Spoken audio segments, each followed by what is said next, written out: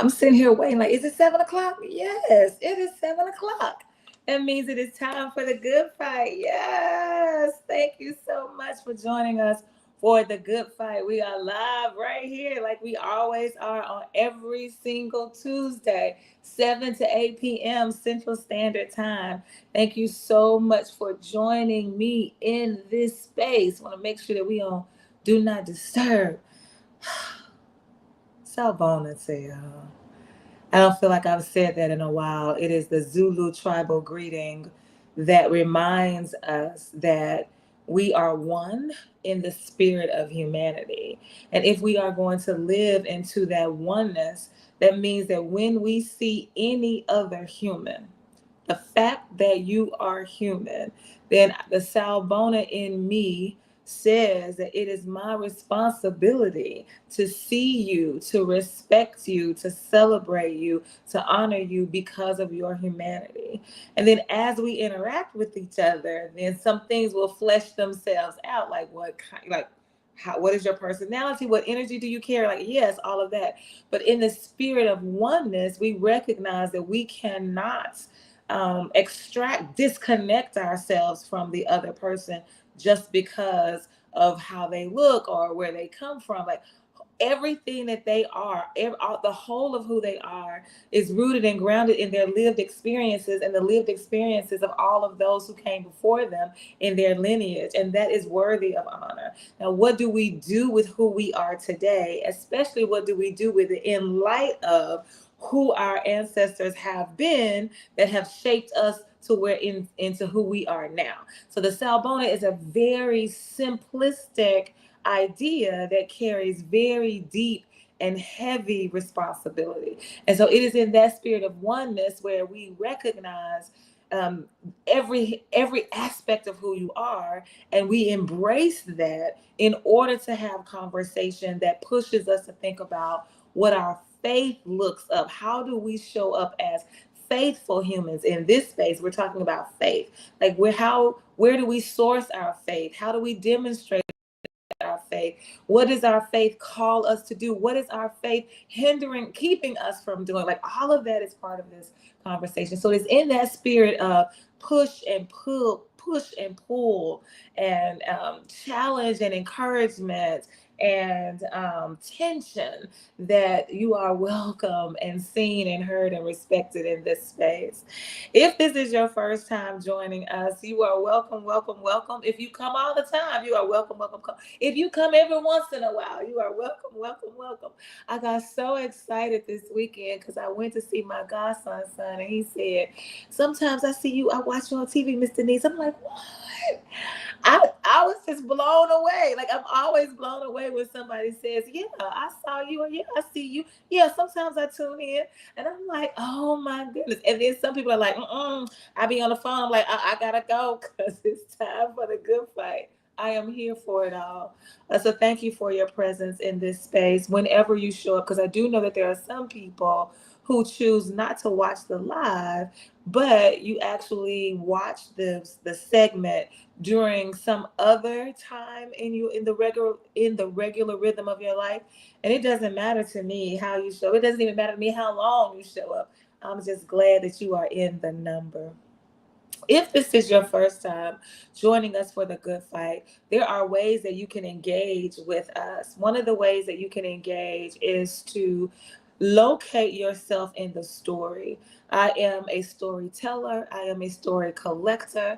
I am one who believes in the power of story. I see you, Hotel. You reached out this morning. Hey, Hotel. I believe in story, and the more I journey along this road of faith, the more I see I see religion. That's not the word I want to use.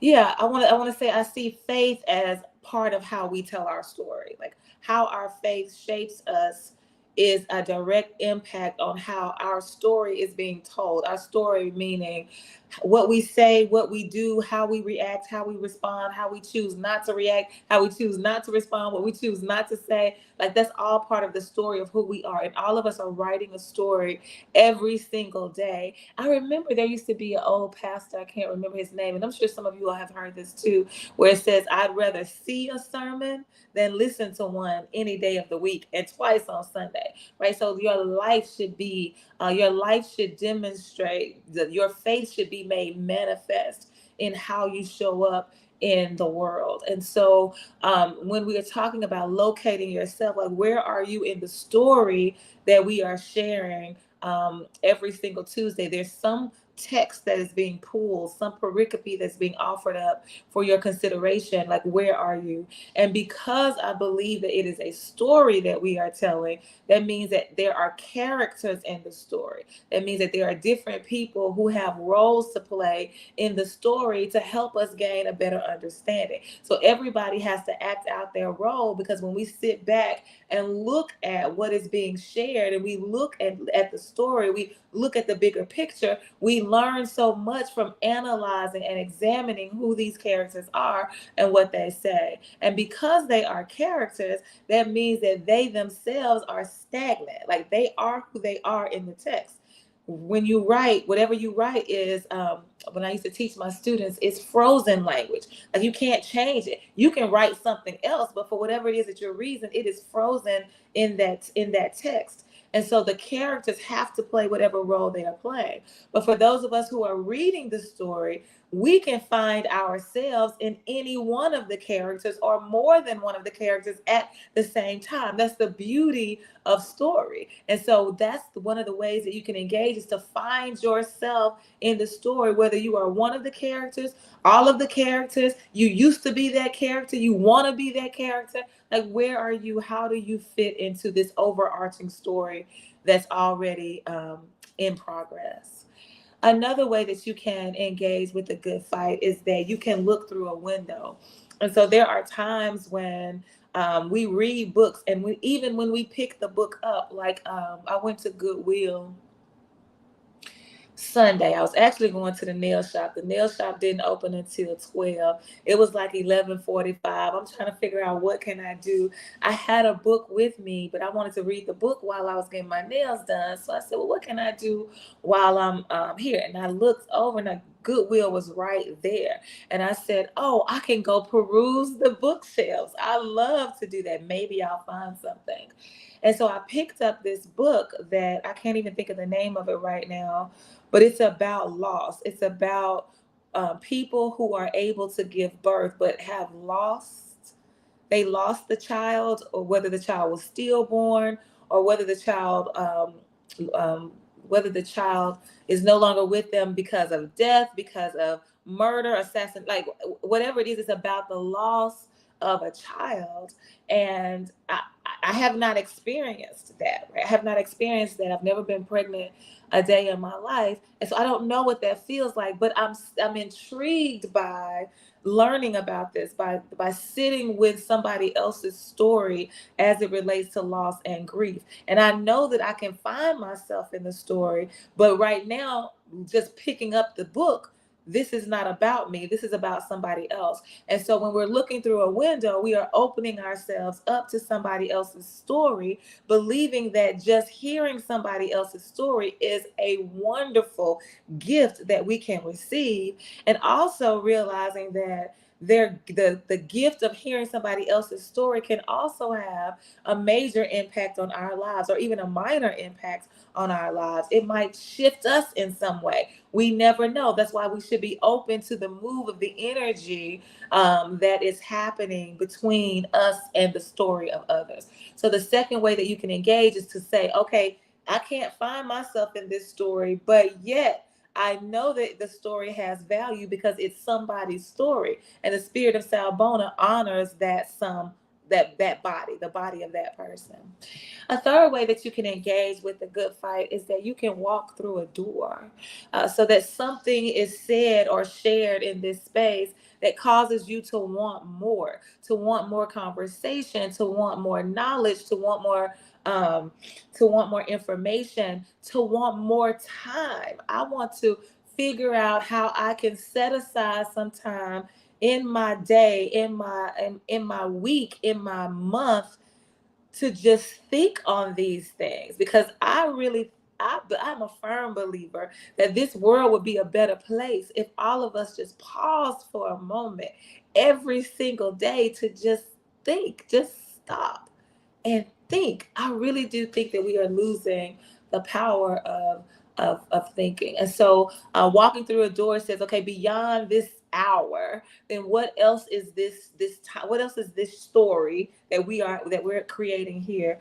What else is it causing me to think about or wonder about? What is it? What is it about this story that's causing me to be upset? Because some people walk away from the space mad. Some people cut the live off. They don't want to hear about it anymore. Like, what is it about this story that's causing you to react that way? Thinking would be exceptionally helpful in that particular case. And it'll push us out of our comfort zone. It'll nudge us forward in our conversation with ourselves and, of course, with others. And then finally, you can engage with the good fight by showing up like Lo did right here in the comment section. And you can even comment after the live is over. I'll see it and we can keep talking. It's totally up to you. So, all right, I think that's the introduction that I give every single week. I've said this 1,000 times, and I will continue to say this, that I am one who does not watch regular live TV, but I stream shows through my devices. So I do have a TV thanks to my mom. I did not have a TV in my house until my mom moved in. And then we had this one right here in the living room. And then she was like, I need one in my bedroom. So I have two TVs. But the TVs are used as devices to stream across apps. And the two particular platforms, the two streaming shows, the two shows that I stream are about crime, or they are about cooking.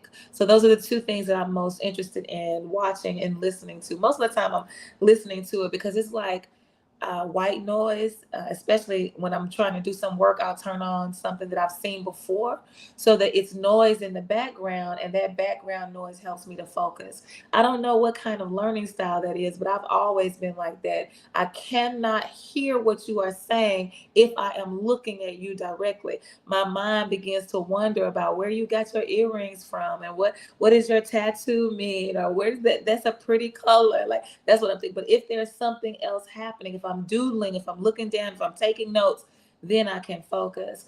And so I'm usually listening to these kinds of shows. And right now I'm listening to more cooking than crime. And I think that's probably a little healthier for me these days. But one of the things that I've noticed on the cooking shows, I'm always watching competitive reality cooking shows. So these are people that they call chef testants. So they are people who they are not necessarily professional chefs. They may be home cooks, but they're called chef testants instead of contestants. And they are in this space in order to cook their way to some kind of reward. Either they're going to get money for their charity, they're going to get money for themselves, they're going to get money for, and when they get the money for themselves, they might use it and give it to charity, or they may use it and pour it back into their business. They may use it and pour it into the community. They may use it and give it to and take their children on a vacation or whatever. Like, so however you the whole purpose really of you being on the show is because you want this money. And whatever you're going to do with it, you want this money. And there are always these B rolls. Like, part of the show is when they pull the chef testing away into an off time from the competitiveness of the show, of the competition, and just ask them just regular human questions, like about what they're doing. Like, what caused you to pick up that harissa? Like, how do you feel about the judge saying that your puff pastry was gummy in the middle? Like just having regular conversations. And it's also a time for the chef tester to share a bit of their own personal story. So it's during these times when they're having they're just human to human conversations with the chef testers, Most of them, if not all of them, I don't want to say all, we should never say all because usually there's no absolute. So the majority of them, like a high percentage of them, like 99% of them, will always talk about the need for them to be on this show so that they can make somebody proud. And when they say they want to make somebody proud, they will say sometimes that they have a child. One young man who was a chef testant, his son had been born the night before, and he was not there for the birth because he was at the wherever the in Las Vegas, wherever the competition was being held, he was at the competition, so he missed the birth of his son. And so that was last night. Now here he is competing today, and if he wins, as the more he wins, the less time he has to get to his son. Like the longer it's going to take him to get to his son. And so he said something like, I want my son to one day see this show and be proud of me. And I thought about that. I was like, that's not the first time that I've heard chef testants say that they want their children, and they'll show a picture of the children. These children might be 2, 3, 7, 10, 14, 18. So these are young children. These are young teenagers. These are young adults. And the parents are hoping that the child would be proud of them. And I was just like, wow.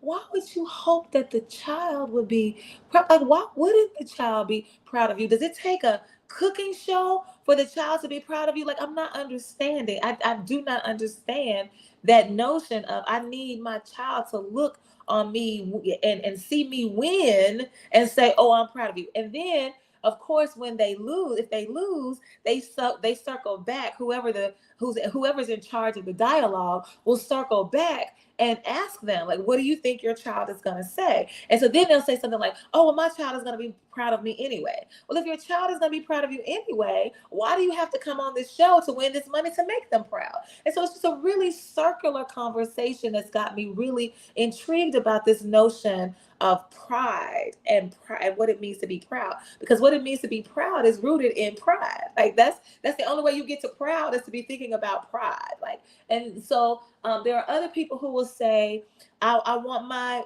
husband, my wife, my spouse, my lover, my partner, I want to make them proud. Or there'll be a young chef who will say, I want my mentor, the person in the culinary world that took them under their wings and tried to help and shape them. They'll say, I want to make them proud. Some people will say, I want to make my mama proud, my grandmama, my granddaddy. So this is family you want to make proud. Or some people will say, I want to make my friends proud, because it was my friends who would come over and they would taste my food and they would say, oh my goodness, you should do so. You should go on this show. And so they end up on the show. They want to make them proud. So all of this is about making somebody else proud. And so I'm like, okay, well, I wonder if first of all, I wonder about our language. And I think about Hotep all the time because I want to look up the etymology of the word, like what's the origin of the word.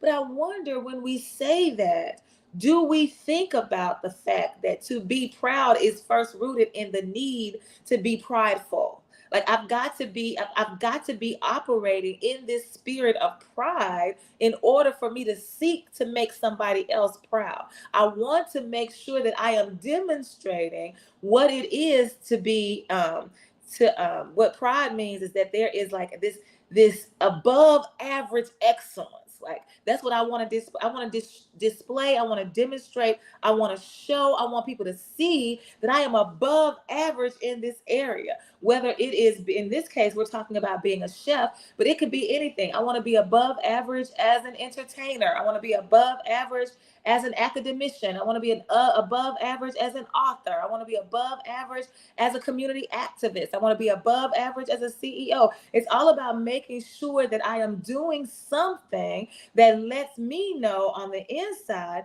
that I am worthy of somebody else looking at me and saying, oh my goodness, I'm so proud of you because look how good you are at this. Look how capable you are. Look at how skilled and proficient you are. We need to make sure that somebody else looks at us and says that about us. Even our own children, who we're talking about in this case, the story that I lifted up initially, the baby don't even know what pride means. The baby doesn't even know anything about, like, the baby doesn't know you have expectations of the baby. Like, the baby's gonna grow up be like, oh, you waiting on me to tell you as my parent that I'm proud of you? Like, I'm not. I don't understand it. And I'm not passing judgment on it. I'm not saying that it's a good thing to do or it's not a good thing to do. I just want us to think about the fact that we do it. Like, that's what I want us to think about. And so part of what I said in the description is, when we talk about our faith and we're talking about how we're going to live our faith and how our faith is going to be made manifest in us, that's rooted in our understanding of our faith. We are taking what we believe, we are taking our convictions, and we are internalizing them. We are digesting them, ingesting them to digest them so that we can process them, and then we can then live them. That's what our faith is all about, regardless of what your faith is in. Because again, this is not a space. I am not proselytizing for Jesus. I am not in the least bit concerned about whether you love Jesus. I'm not even concerned about whether you love Allah or Buddha or the Tao or the Dalai Lama or the universe or nature or the witchcraft. That's not my concern at all. My concern is what is it that's causing us? What is it that we are believing in, regardless of what it is, that's causing us to believe that, that to think that we have to live a certain way to demonstrate that understanding of our faith or even our non-faith? Because again, this is not about religion. And so I'm worried about that. I'm asking us to think about what it is we are saying and what it is that we mean. And since I am a cradle Christian, I was born into the faith of Christianity, then I'm sourcing my conversation in the principles that I can find in the Bible. But there's somebody in here that's listening, that's watching, that can say, oh, well, in the Quran, it says it this way, or in the Torah, it says it this way, because I'm a firm believer that all of these books that we hold sacred, all of these texts that we revere, they are rooted in the same principles. We are just living them out in different ways with a different understanding based on the religious construct. If we take away the religion, I really believe that we all would be serving just one God. If we took away the construct, we all would say, yeah, that's the same principle I believe in. The principle of love, the principle of collaboration, the principle of community, the principle of spirituality. Like, we would all be able to say that. But because we are bound by the construct of religion that says, oh no, you got to do it this way and you got to do it that way, then that's what separates us. And so I don't want to have the conversation based on a religious construct. I want us to have the conversation lifted up out of that, just thinking about the understanding that we have around these words and around these principles. And so the words that I'm pulling out for today are pride and proud. Because again, if you want somebody to be proud of you, then that is rooted in your need to demonstrate your pride in who you are and what you are doing. And what does pride mean? Pride really means that you believe yourself to be above average in some way. You can, and it doesn't have to be something that you are doing. You can believe I'm above average in the kind of human that I am, because I'm the kind of human that strives to make sure that I don't cause any harm to anybody else. And so I take pride in my character. I take pride in having a moral compass that says I will never, ever intentionally harm another person or any member of the creation. Look, y'all done got me so that I've started being concerned about when I first started the good fight. Listen, I don't mind exposing myself. I don't mind being fully transparent. I do not mind being vulnerable in spaces with folks, especially if you're going to tell stories. You have to make yourself vulnerable if you're going to share a story. But when I first started doing the good fight, if you go back, and I think it's been like 3 or 4 years now. I didn't realize it had been that long. But if you go back, you'll see that at the beginning of the good fight, I couldn't care less about no dogs and no cats and no squirrels. Well, really about the dogs and the cats. I wasn't even thinking, the squirrels weren't even on my radar. But dogs and cats, people with these pets and loving on these pets and paying all this money. That's how we talk about, y'all paying all this money for a cat, and we got children that's out here hungry. And so now I'm to the point where I've grown, where like, oh my goodness, I recognize that we should also celebrate the whole of creation, which includes these dogs and cats that I've been talking about. So even though I'm not to the point where I'm going to have a dog or a cat or any kind of house pet, I still walk out the door and look at the dogs and think about the significant contributions that they make to folks, particularly that they made to my mama. That's really what changed my mind, watching the spiritual connection that they made, because I know for a fact nobody is going to be able to ever tell me differently that when my mother was rolled out of this house with that cover all over her body, those dogs that normally bark, they would normally bark when they could, because dogs can hear, they can smell. When they knew she was at the door, before she even opened the door, they would start barking because they knew she was coming. And so my mama always would be tripping over herself trying to get out there. I would have to say, wait a minute, she's not together. She got something all wrong. I'm trying to get her all nice, and she's trying to get out the door to get to the dogs. And I know for a fact that they knew that her energy had shifted, because when they rolled her out, those dogs stood at that fence at attention. They did not say one word. They did not bark. They did not make any noise. And they stood there and they watched the entire thing. And they saw her leave, and then and they didn't say anything at all. But then the other person came back around and needed to say something, and then they started barking. I'm like, now wait a minute.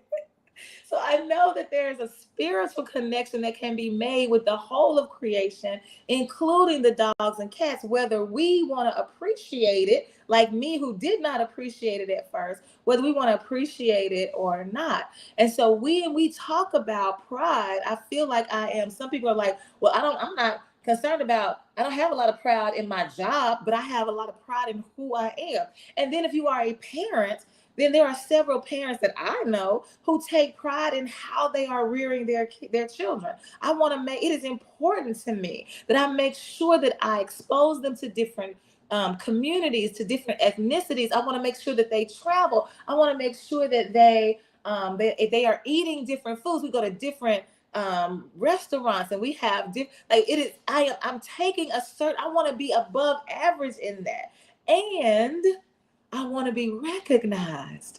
That's the piece that I'm really pushing us toward. Not only do I want to feel this way, that I have this sense of being good at this, being very good at this, but I also want us to acknowledge the fact that we also want other people to see how good we are, and not only see it, but to recognize it and to know it and to name it. So at some point, I want my children to say, I am proud of you. At some point, I want my mama and daddy to say, I am proud of you. At some point, I need my spouse to say, I am proud. Like, we need to hear those words. And that is part of our, I don't want to say makeup, because I'm not convinced that that's how we were created. But I think that once we were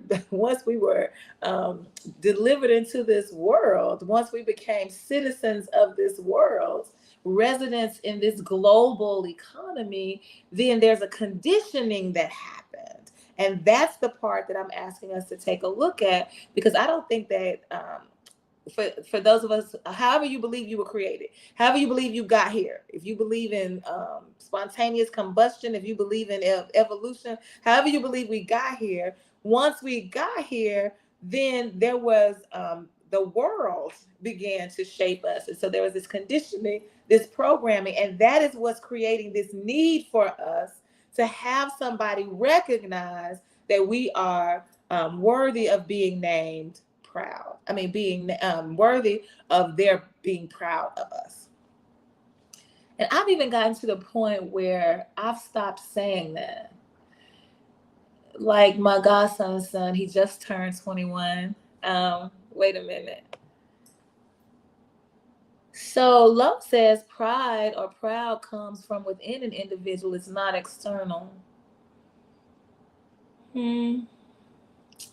Yeah, I can agree with that. I can agree that there's something that's driving us on the inside to have pride, to feel pride. But the external is that I need somebody else to tell me they are proud of me. So the external comes from the fact that I want to make somebody else proud. I have pride in myself, in what I'm capable of doing, how I'm capable of being, how I'm capable of acting or not acting. But the fact that we want somebody else to be proud, then that's an external. Yeah, you can be proud of yourself, true, but we're seeking validation from other folks. We want other people to be proud of us, and that's something that's coming from the outside. But what I'm challenging though is this notion of feeling, even the feeling of pride, even though it's on the inside of us. Where did it come from? Because it did not come. I don't believe it came from God or the higher power or the higher force. Hey, Takia. Hey, Taki. So I don't believe that. So I do believe that pride is something that we are struggling with on the inside of us. I agree with you 100% on that. But where did that come from? And so this need for other people to validate us, to acknowledge us, to deem us worthy or valuable or capable or able, that need to have somebody recognize that, then that is a direct result of us feeling those feelings of pride. So I agree, there's an internal factor and there's an external factor that I want us to lift up. And what I'm also saying is, I don't believe that that's what the Bible is talking about, or is it? And so this question about pride, this question about being proud, Takia, I don't know if you just came on, but maybe I can ask you, because you have some little ones. Do you as a parent, are there times in your life when you say, when my children when my children grow up, I want them to be proud of me? Because that's how this conversation started, with me saying that there was this man who had this baby and he wants the baby to be proud of him. And I'm like, I don't understand. I don't understand why a parent is seeking that kind of approval from their child. And so as a parent, I can ask you the same thing. As a parent, is that something that you are hoping that your children will at some point say to you, mommy, daddy, ma, dad, my dear, whatever words you all use, I'm proud of you. Because I'm taking issue with this notion that we need other people, particularly children, to place this expectation on them that they should one day say, and that I'm living for that day. Like, I'm living in hopes. It's somewhere in the back of my mind that I'm waiting for the day that my child can say this. Like, so where does that come from? And so I'm rooting this in Proverbs chapter 16, verse 18. And I'll pull up this image that I got off of the internet. I didn't want to just pull up the text. It's just one verse. And I wanted to see what they were going to do with it as an image. And so let me pull it up, because this is what this is what the conversation is rooted in. Oh, shoot, I didn't even put it on here. I've been doing that a lot lately. Here it is right here. It doesn't take long. All right, let me take some water.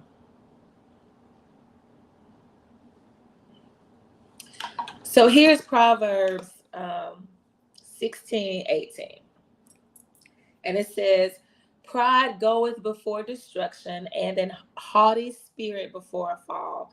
Obviously, this is some kind of King James version with the F, goeth. We don't use that language now. So you know that this must have come from some more archaic translation. And I didn't even think about that. I wanted to use this imagery that we're talking about. You see how big they have pride, and then they have this man falling, or this person falling, that I'm perceiving to be a man. But it says, pride goes before destruction, a haughty spirit before a fall. And so the Bible then is saying, according to this principle, because again, I'm not using this as a sacred text where I'm saying the Lord said. That's not what I'm using.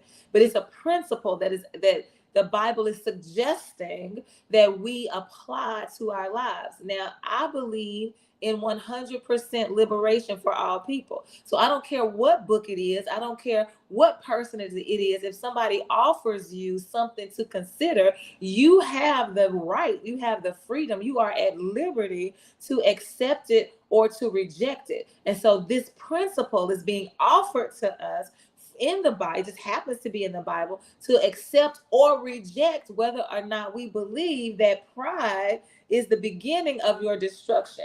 If you are full of pride, if you are a person with pride, if you carry pride in your body, then you are headed towards destruction. This is what's being offered, but we can accept or reject it. But that's what I want us to talk about. Okay, so here's Takia responding to me. I don't think I've said I want them to be proud of me. I'm a giver. I more so just want to do better and give them better, especially nurturing their individuality and setting them up to be confident in themselves and their decisions. Let me read that again. I don't think I've said I want them to be proud of me. I'm a giver. I more so just want to do better and give them better, especially nurturing their individuality and setting them up to be confident in themselves and their decisions. Yeah. And so I want to see if this may be where we get this notion of pride, because Lo said, before you came on, Takia, Lo said that to be proud or to have pride, that comes from within an individual, it's not external. And I'm saying I do believe that it's on the inside of us, but I think it comes from something external. And I also think that because it's inside of us, we want it to be recognized by somebody or something externally. So the question is, how does it get to be inside of us? So if we jump back to what you're saying, Takia, I almost am wondering if you setting them up to be confident in themselves and their decisions would foster in them a sense of pride, foster in them a sense of believing that I was reared to be a certain kind of person who operates on higher vibrations so that the world can be a better place, because I'm being a better person in the world. And I pride myself on being that kind of person. And I want to be that kind of person, not just for me, but also for my mom. So your children may grow up to say, I want my mom to be proud of me because she recognizes that all that she was pouring into me, all of this that she was pouring into me to be confident and to be a good decision maker, she now sees that made manifest. And so now the child at some point will hope that the parent would say, hope your sons will hope that one day you will say, I'm proud of you, because now you see the manifestation of what you poured in them. So yes, Lo, the pride is inside of them, but where did it come from? In this case, it would have come from your mama. And is that a bad thing? Again, I said this, I'm not judging it. I'm simply asking us to think about it. So Lo says, we all carry pride. However, all things in moderation, as to not to think too highly of oneself. We all carry pride. However, all things in moderation, as to not to think too highly of oneself. But see, that's just it. That's just it. That's what pride is. Pride is to think highly of yourself.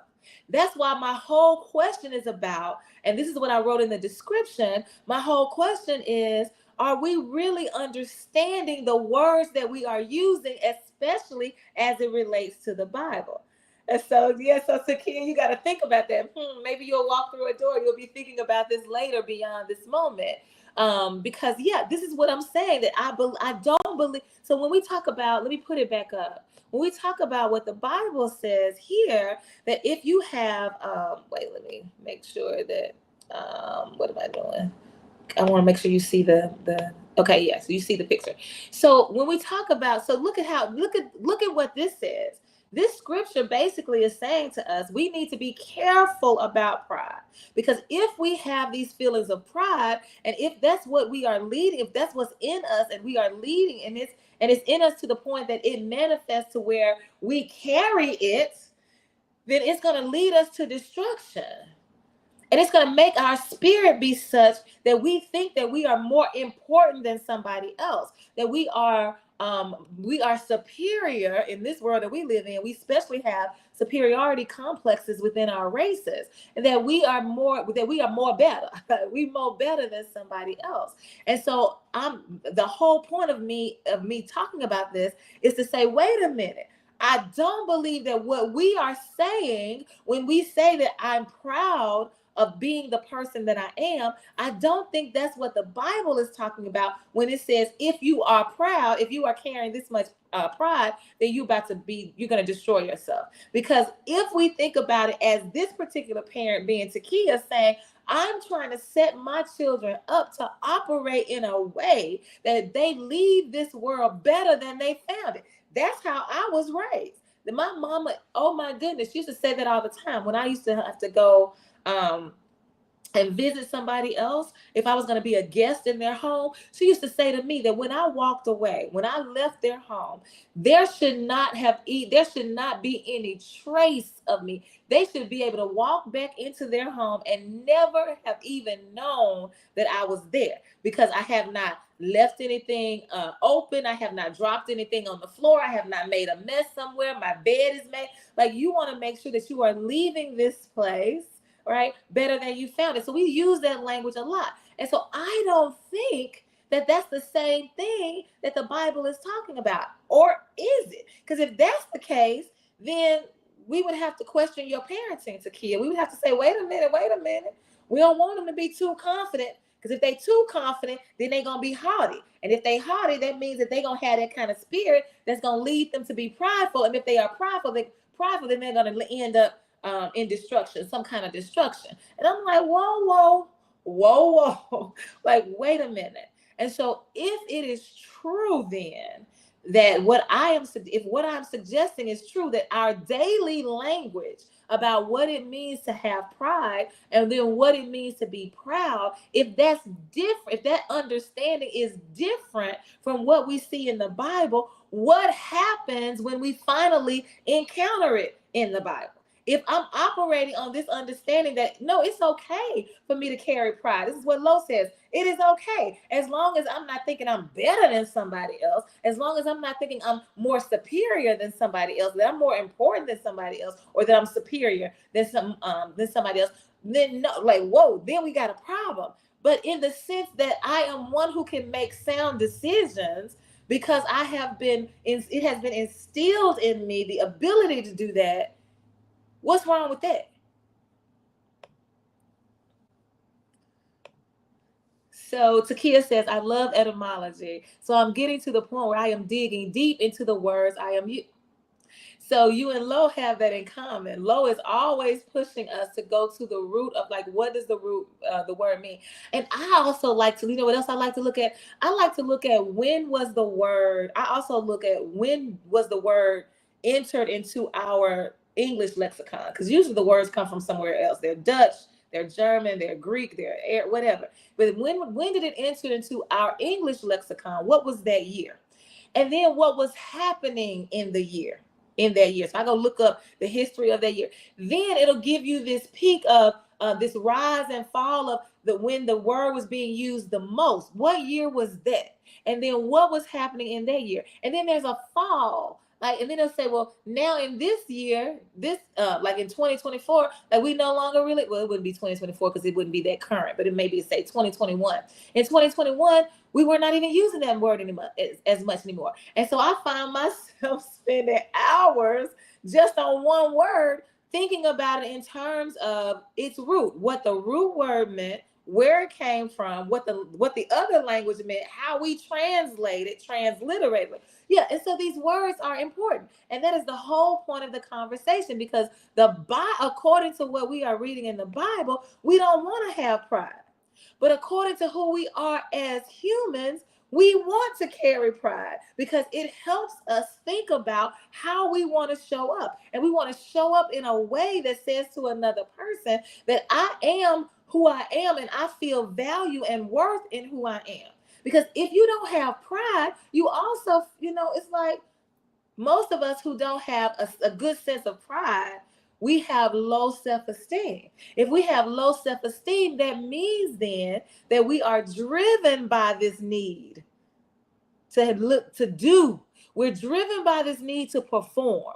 We're driven by this need to behave in a certain way so that we can get the attention of others. And if that's where the pride is coming from, if that's where us needing someone to say they're proud of me, if that's where it's coming from, then I can see where the Bible says you're going to end up destroyed, because you're doing everything to catch somebody else's attention and you're not focusing on who you are. So you living for somebody else's idea of what you should be, rather than focusing on your faith and your belief and your convictions and your spirit that says, but this is who I am.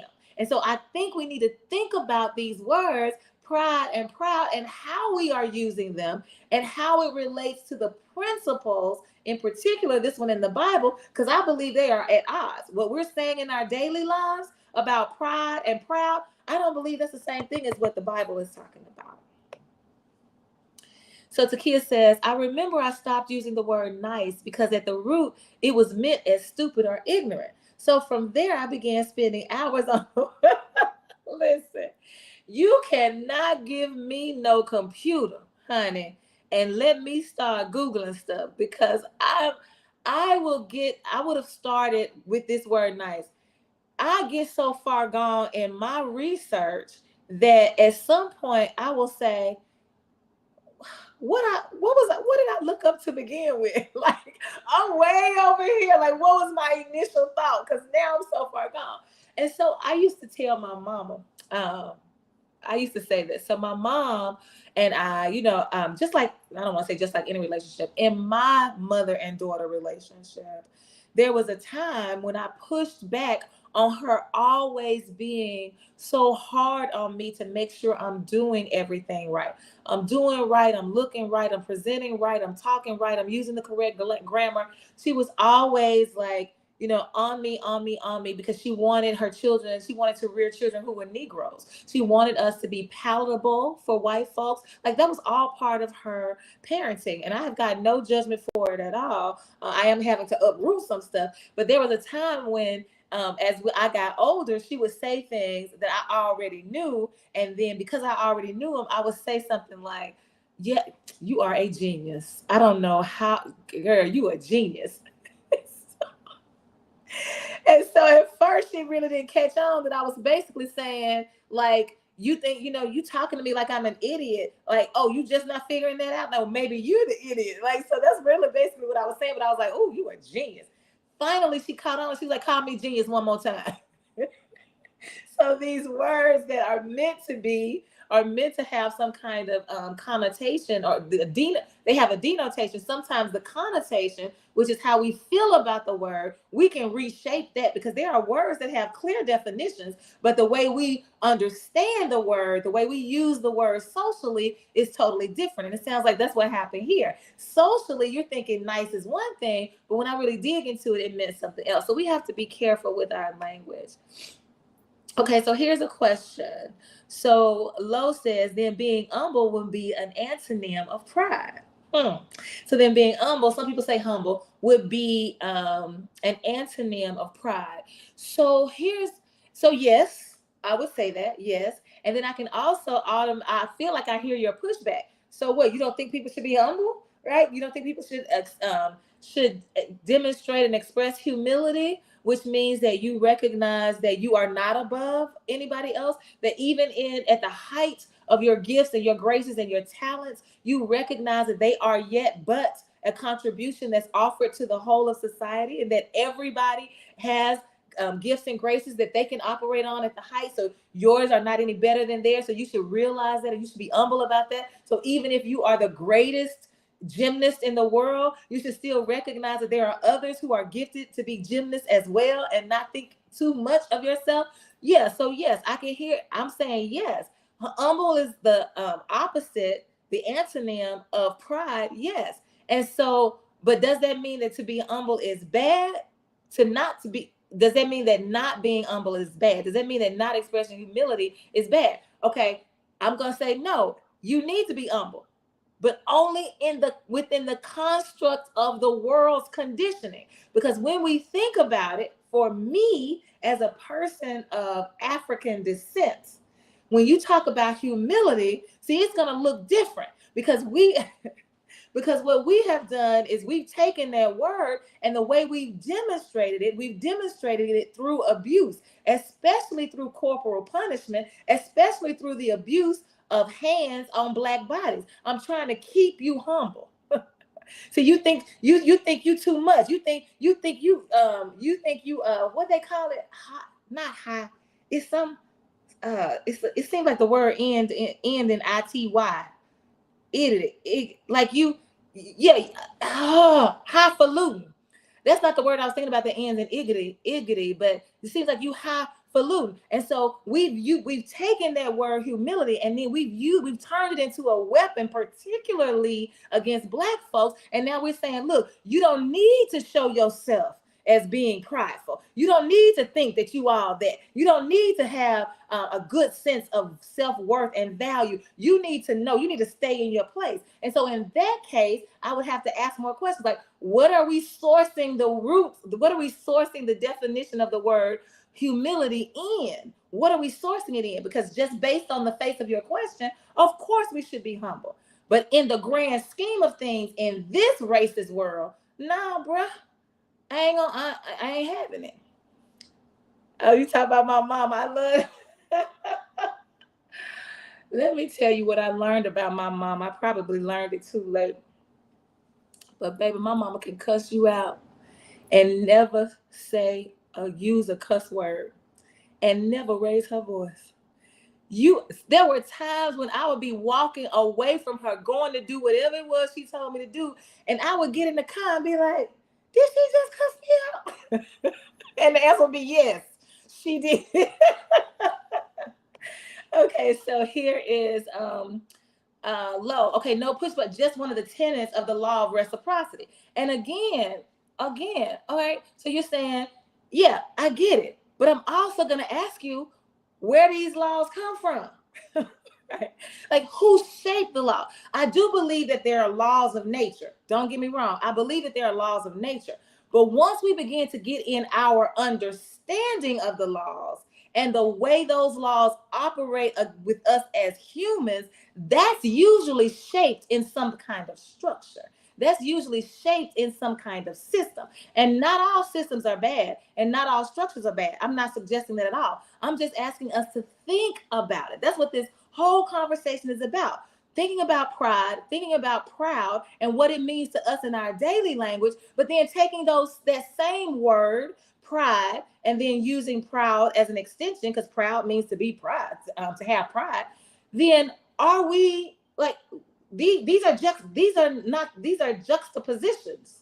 Like, these are not the same. Like, they're like sitting beside each other, but they're not connecting. And so what do we do when the way that we live is in conflict with what the Bible says?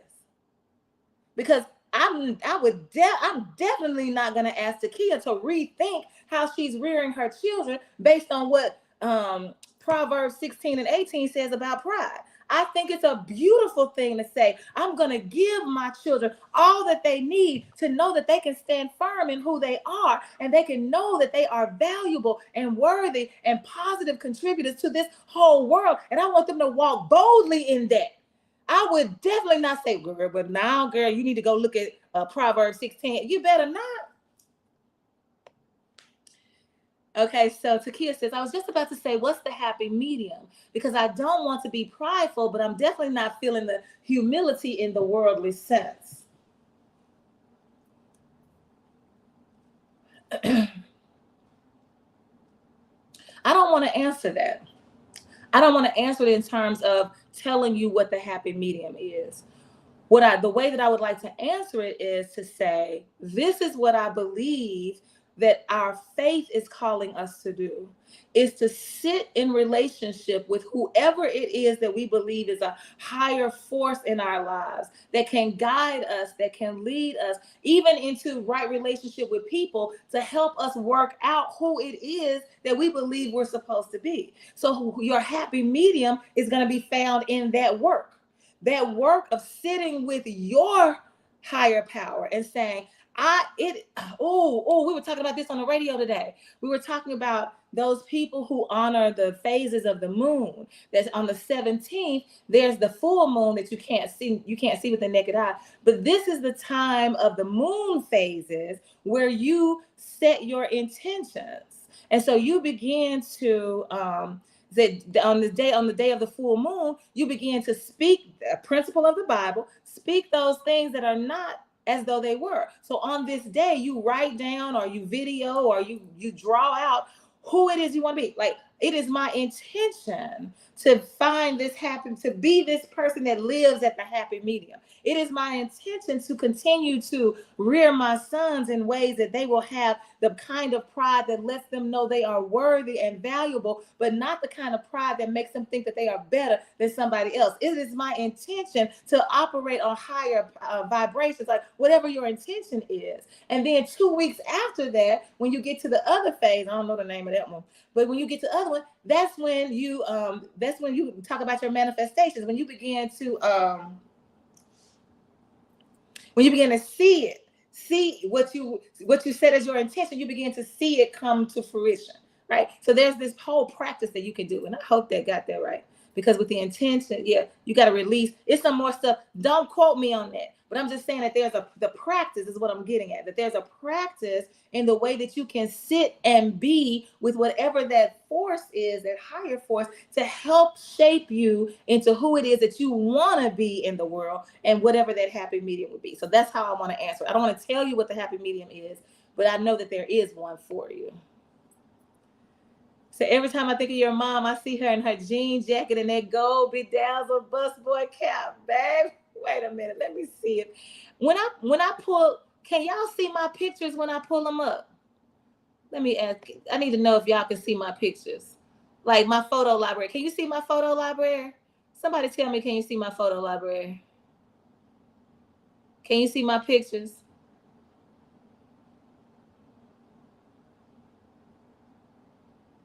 Can y'all see that? Y'all see me scrolling through my pictures? Somebody tell me whether or not you can see me scrolling through my pictures. Okay, let me see. Here's a comment. Okay, you don't see him. Okay. You said, and I agree with that. And like the way you answered. I agree with that. And I like the way you answered. I am definitely doing the work, especially in having children. Just struggling to find the word for the character trait between, and again, I don't want us to find the word, okay? And here's why. Because that's what I think is happening to us, that we are conditioned around these words and we begin to work toward the word. And so because I want my parents or my family or my friends, so when these people say, I want so-and-so to be proud of me, let's just look at it for a minute. They'll say, I want my mama, my daddy, my grandmama, my granddaddy, my aunts, my uncle. So I want my family to be proud of me. I want my friends to be proud of me. I want my pastor to be proud of me. I want my church to be proud of me. I want my teacher to be proud of me. So we are now working for that acknowledgement. We're working for that recognition of what pride looks like to them as it relates to how I behave. And so now I'm working not to live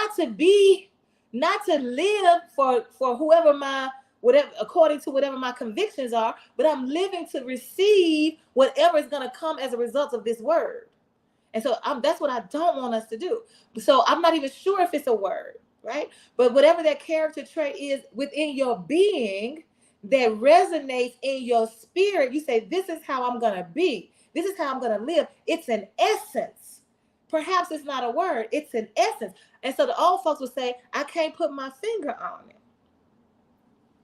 I don't need you to put your finger on it. But what I do know is that what my friend Tamara says, she said, people may lie, but energy don't.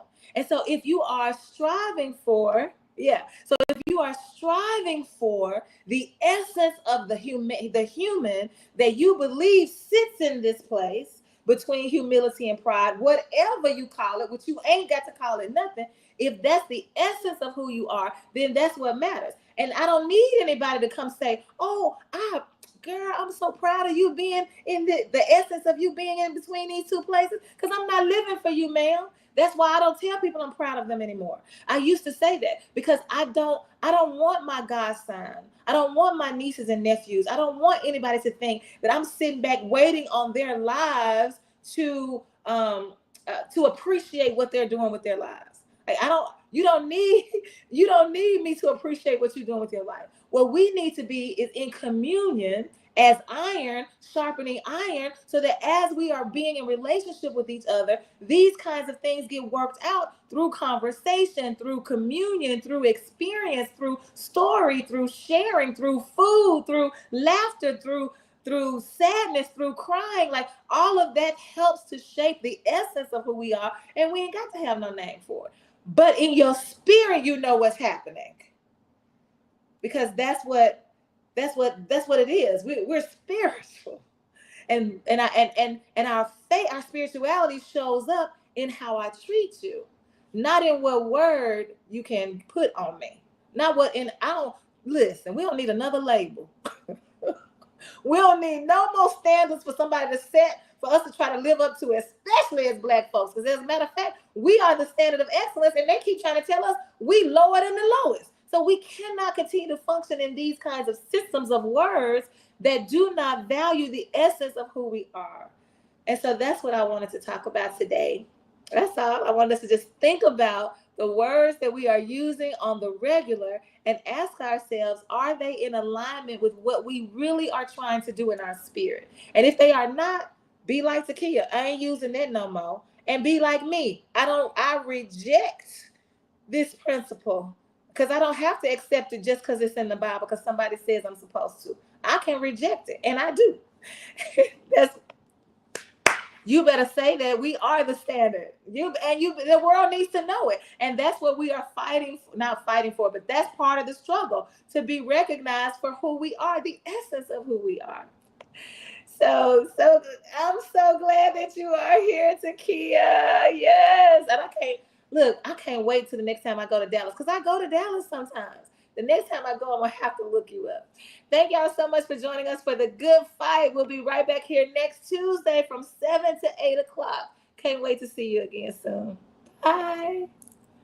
My voice still ain't here.